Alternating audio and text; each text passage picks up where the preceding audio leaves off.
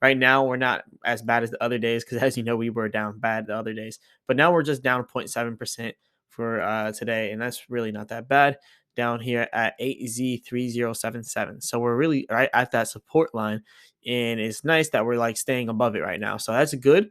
But I want to see our prices go higher than this. Like honestly, we need to get back up here to at least 8Z34 if we're going to continue this bullish movement.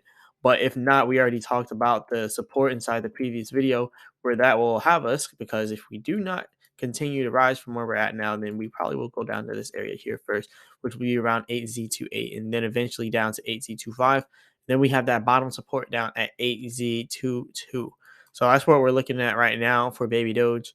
And if you're wondering how I came up with these levels, we talked about this in the previous video, but these levels come back from earlier and where we had support earlier on when we were coming up. So when we were pumping, we had this support all the way at 8Z30, which is what really where we're stuck right now. And then you can also see right here, we went below it for a little bit, and then we hit some support here at 8Z28 and then went back up above that resistance. So 8Z28 is definitely an important area. There was also times back here inside the 5th of February and towards the beginning of February where 8Z28 was actually our support when we initially started to break out. So I think right now we could see it go from 8Z30 to 8Z28 if we continue to go on this path. That's if we continue to go down, but it is looking like we're having a little bit of a reversal here. You can see these green candlesticks forming up on Baby Doge now. So that's all well as well. So hopefully that'll be good. And anyways, going out to the 4 hour chart though, the 4 hour chart will be longer for a longer term perspective. And these also confirm those levels that we were just talking about. When you look at it on the 4 hour chart, you actually have the indicators where the green area shaded is pretty much supply and demand of more demand. And then the red shaded area is like supply and demand of less demand. So what we're seeing here is a good area of more demand here. So this is pretty much where our support is going to be looking for. So we're going to have to wait until, we go down a little bit to hit 8Z28. That's if we go down, right? Because, right now we are increasing in price and it has done a little bit of a reversal. We just got to see if we can get past this little area up here at 8Z32. Because right now we're at 8Z31 now, and we're having a big green candlestick going up here.